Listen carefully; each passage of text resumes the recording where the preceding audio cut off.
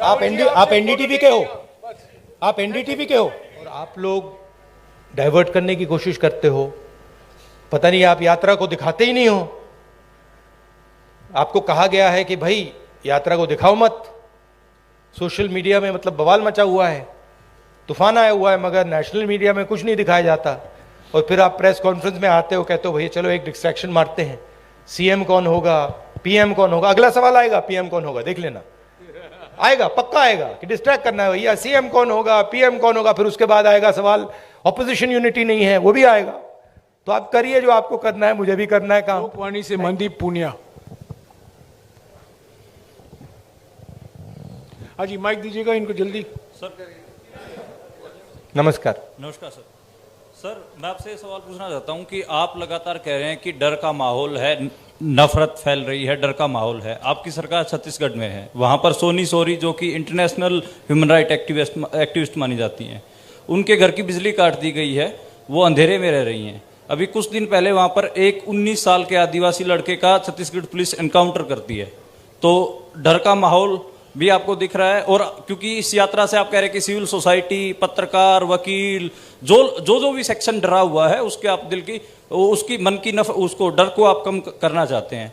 तो सोनी सोरी जो कि इंटरनेशनल एक्टिविस्ट हैं, वो डर में वहां अंधेरे में बैठी हुई हैं, तो वहां आपकी सरकार है। बाकी अगर आपकी सरकार सेंटर में आ गई तो फिर वही जो छत्तीसगढ़ में रहा, क्या वही होगा? नहीं, सबसे पहली बात यह है, देखने की बात है कि ये जो आपने मेरे सामने सवाल रखा है, ये आप नरेंद्र मोदी जी के सामने रख सकते हैं क्या? सबसे पहली बात ये है।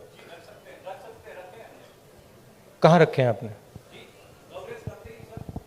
नहीं, कवरेज एक व्यक्ति के सामने सवाल रखना और कवरेज करना में बहुत फर्क होता है। प्रधानमंत्री जी ने ऐसे कितने प्रेस कॉन्फ्रेंस किए हैं जहां पे कोई भी पत्रकार उनसे ऐसा सवाल पूछे। सबसे पहली बात यह है, ठीक है। दूसरी बात यह है कि मैं कह रहा हूं कि देश की जनता को बांटकर उनमें नफरत फैलाई जा रही है। हिंदू मुस्लिम, अलग अलग जात के लोगों को लड़ाया जा रहा है। क्या कांग्रेस पार्टी ये करती है? कांग्रेस पार्टी ने कभी कहा है कि एक जात के व्यक्ति को दूसरे जात के व्यक्ति की हत्या करनी चाहिए? कांग्रेस पार्टी ने कभी कहा है कि एक धर्म को दूसरे धर्म से लड़ाया जाना चाहिए? कभी नहीं कहा है, हिस्ट्री में कभी नहीं कहा है। तो दूसरी बात यह है। तीसरी बात यह है कि जो वहां पे डर का माहौल है, उसके बारे में आपने हमें बताया है, हम जाके उसको देखेंगे, और अगर वहाँ पे हम उसके बारे में बोल सकते हैं, मैं बोलूँगा, ठीक है। और अगर वहाँ पे कुछ गलत हो रहा है तो मैं पर्सनली जाके उसको देख के उसमें मेरी जो राय होगी मैं रखूँगा, ठीक है। मगर मेन बात यह है कि जो देश में आज नफरत फैलाई जा रही है, जो हिंसा की जा रही है, वो छत्तीसगढ़ सरकार एज अ पॉलिसी नहीं कर रही है। वहाँ पे इश्यूज हैं, वहाँ पे लैंड एक्विजिशन की इश्यूज हैं, और वहाँ पे टेंशन है, मगर हमारी पॉलिसी वो नहीं है। धन्यवाद। मसले से सर्वमित्र कंबोज। नमस्कार सर। इधर सर, मैं देख रहा हूं आप स्पीच में जवान और यात्रा के बाद मैं आपको बताना चाहता हूं कि मैं पर्सनली वहां जाऊंगा और पर्सनली इस बात को समझने की कोशिश करूंगा। अगर वहां पे कोई कमी है तो उसको मैं सुधारूंगा। नमस्कार सर, इधर ही। सर, आप हर स्पीच में तकरीबन जवान और किसान की बात करते हैं। हाँ जी। किसान की अगर बात करें तो आपको पता है लंबा आंदोलन हमारे देश में हुआ। हालांकि सरकार ने कानून वापस ले लिए, लेकिन एमएसपी का मुद्दा अभी भी बरकरार है। उसके लिए किसान अभी भी संघर्ष कर रहा है। पंजाब में अभी चल रहा है, हरियाणा में भी चल रहा है। आपकी सरकार थी तब स्वामीनाथन आयोग की रिपोर्ट आ गई थी, लेकिन आपने लागू नहीं की। क्या अगर आपकी सरकार आ जाती है तो आप स्वामीनाथन आयोग की रिपोर्ट को लागू करेंगे? और जो किसान एमएसपी मांग रहा है, क्या वो आप एमएसपी देंगे? देखिए, ऐसी ये जो चीजें होती हैं, ये ऐसे कैजुअली नहीं कहा जा सकता है, ठीक है, कि भैया सबसे पहले मैं एक कांग्रेस पार्टी का मेंबर हूं, कांग्रेस पार्टी का लीडर हूं, बहुत सारे और हैं। तो अगर हम इस बात को सीरियसली कहना चाहते हैं तो ये डिस्कशन हम अपनी मैनिफेस्टो कमिटीज में करते हैं और उसको सीरियसली असेस करते हैं जी। उसके फाइनेंशियल इंप्लीकेशंस असेस करते हैं, उसके दूसरे इंप्लीकेशंस असेस करते हैं और फिर उस पर निर्णय लेते हैं। मैं यहां कह सकता हूं हाँ करेंगे ना करेंगे, उसका कोई मतलब नहीं है। जो हमारे मैनिफेस्टो में आएगा वो हमारा डिसीजन होगा और वो गारंटी करके हम करेंगे। जैसे हमने न्याय योजना के बारे में कहा था, हमने अलग अलग स्टेट्स में कर्जा माफी की बात की थी, जब हमारे मैनिफेस्टो में आ जाता है वो होगा ही होगा, ठीक है। तो पहली बात ये है। दूसरी बात ये है कि हम एक्सेप्ट करते हैं कि जो किसान है उसको चारों ओर से घेरा जा रहा है, उसको डायरेक्टली मारा जा रहा है, फ्यूल प्राइसेस से लेकर डायरेक्ट डीजल पेट्रोल के प्राइस से डायरेक्ट मारा जा रहा है, उसको इनडायरेक्टली मारा जा रहा है। बीमा का वो पैसा देता है, तूफान आता है, आंधी आती है, उसको पैसा नहीं मिलता, उसको डायरेक्टली खाद की प्राइसेस से मारा जा रहा है।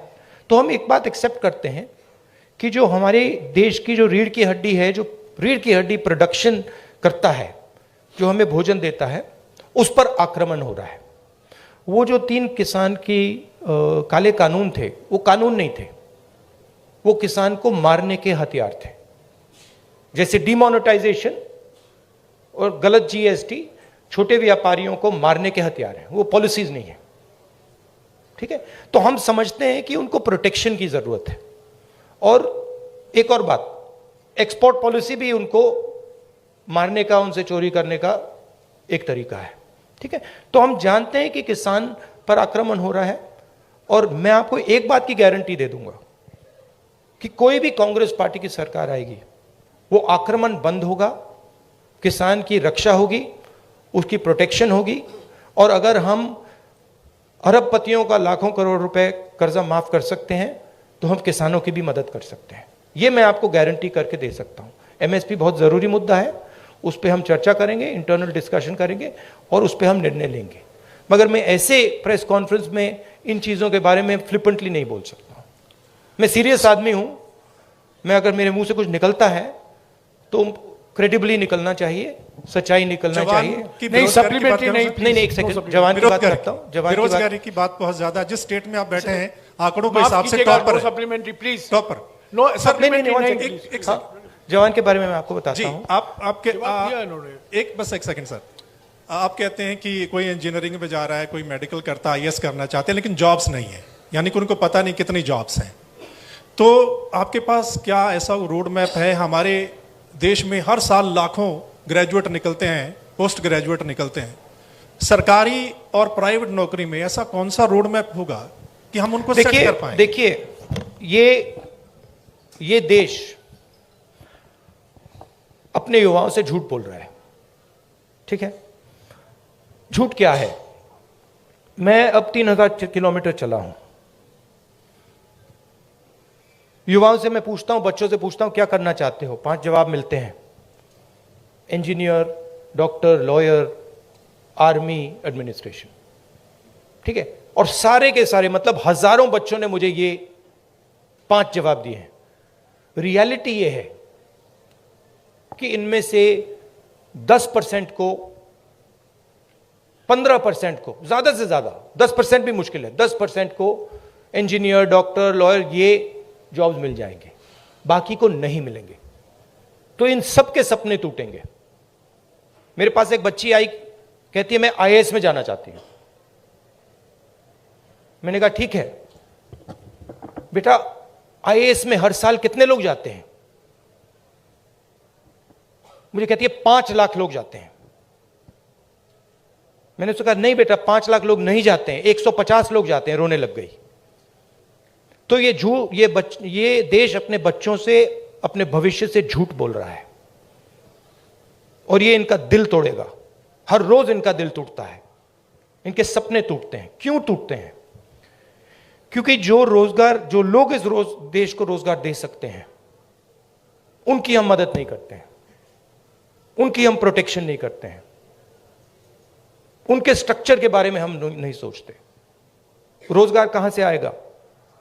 रोजगार अगर आप सेकंड ग्रीन रेवोल्यूशन करोगे, एग्रीकल्चर को ट्रांसफॉर्म करोगे, फूड प्रोसेसिंग फैक्ट्रीज के जाल बिछाओगे, रोजगार वहां से आएगा। करोड़ों लोगों को रोजगार मिल सकता है और रिस्पेक्टेबल रोजगार मिल सकता है। दूसरी बात, जो स्मॉल और मीडियम इंडस्ट्रीज को डिस्ट्रॉय किया गया है, और कोई शब्द ही नहीं है, डिस्ट्रॉय किया गया है। जीएसटी, डिमोनेटाइजेशन और कोविड के समय जो किया, वो दूसरे लोग हैं जो रोजगार दे सकते हैं, करोड़ों लोगों को रोजगार दे सकते हैं। मैं आपसे सवाल पूछना चाहता हूं, आप मुझे वो नाम बता दीजिए जो छोटी कंपनी चलाता हो, स्मॉल और मीडियम साइज इंडस्ट्री चलाता हो, जो आज लाखों करोड़ का मालिक हो गया है। नाम बता दो मुझे। आप ये होंडा गाड़ी चलाते हैं, इसका मालिक मैकेनिक था। ये टोयोटा गाड़ी चलाते हैं, इसका मालिक मैकेनिक था। आप मुझे मैकेनिक का नाम दे दो जो इस देश में बड़ा उद्योगपति बन गया है, बताओ। नहीं है। तो जो रोजगार दे सकते हैं, जो सपने पूरे कर सकते हैं, उनको उनकी हत्या हो रही है। तो रोड मैप क्या है? रोड मैप यह है कि जो स्मॉल और मीडियम इंडस्ट्री की बेस है हिंदुस्तान की, उसको प्रोटेक्ट करा जाए, उनको फाइनेंस दिया जाए, और ये जो छोटे छोटे बिजनेसेस हैं, इनको टेक्नोलॉजी के साथ ट्रांसफॉर्म करके इनमें से 5-10% को बड़े बिजनेसेस बना जाए। ये दूसरा रोड मैप है। तीसरा रोड मैप है कि हमारा जो शिक्षा का सिस्टम है, ये सिर्फ 5 चीजें सिखाने की कोशिश कर रहा है, मतलब 5 रास्ते दिखा रहा है। इस देश में लाखों रास्ते हैं। जिस दिन ये देश स्किल्स की रिस्पेक्ट करना शुरू कर जाए, उस दिन ये देश सच्चा सुपर पावर बन जाएगा। उस दिन तक ये सब खोखला है। इस देश में स्किल्स जो होती हैं, चाहे वो बढ़ई की हो, चाहे वो मैकेनिक की हो,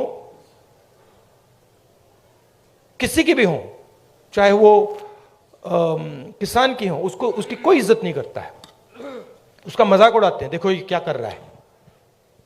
जिस दिन वो हो जाएगा, उस दिन ये देश चाइना का मुकाबला कर जाएगा, और यहां पे made in India, made in India, made in India सब जगह दिखना शुरू हो जाएगा। वो रोड मैप है। सकते हैं। ये कांग्रेस का प्रेस कॉन्फ्रेंस है, बीजेपी का नहीं है, आरएसएस का नहीं है। राहुल जी, समय की पाबंदी भी है। नहीं, मगर मैंने पहले कहा किसी प्रेस कॉन्फ्रेंस में, और आपने मुझे पूछा कि राहुल गांधी में कोई बदलाव आया। एक बात मुझे बहुत गहराई से समझ आ गई है कि ये जो लड़ाई है, ये एक्चुअली राजनीतिक लड़ाई नहीं है। सुपरफिशियली ये राजनीतिक लड़ाई है। जब हम बीएसपी से लड़ते हैं या टीआरएस से हमारा चुनाव होता है, तो वो राजनीतिक लड़ाई होती है। मगर अब देश में एक चेंज आ गया है। जब से आरएसएस ने इस देश के जो इंस्टीट्यूशंस हैं उनको पकड़ा है, उस दिन से ये लड़ाई राजनीतिक नहीं रही। इसका ये अब दूसरी लड़ाई हो गई है। उसको आप विचारधारा की लड़ाई कह दीजिए, उसको आप धर्म की लड़ाई कह दीजिए, उसको आप कोई भी फ्रेमवर्क दे सकते हैं, मगर वो राजनीतिक लड़ाई नहीं है।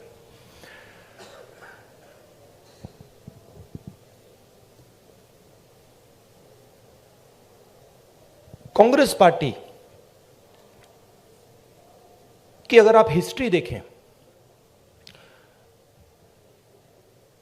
जो आपने कहा कार्यकर्ता में जोश आ गया है, यह तपस्या का संगठन है। इसको अगर आप तपस्या में लगाते हैं तो इसकी एनर्जी बढ़ती है। बीजेपी पूजा का संगठन है, उसको अगर आप पूजा में लगाएंगे उसमें स्ट्रेंथ आती है। अब बीजेपी, अब पूजा दो तरीके की होती है, धर्म की बात कर रहा हूं। पूजा नॉर्मली होती है कि भाई मैं भगवान के पास जाता हूं और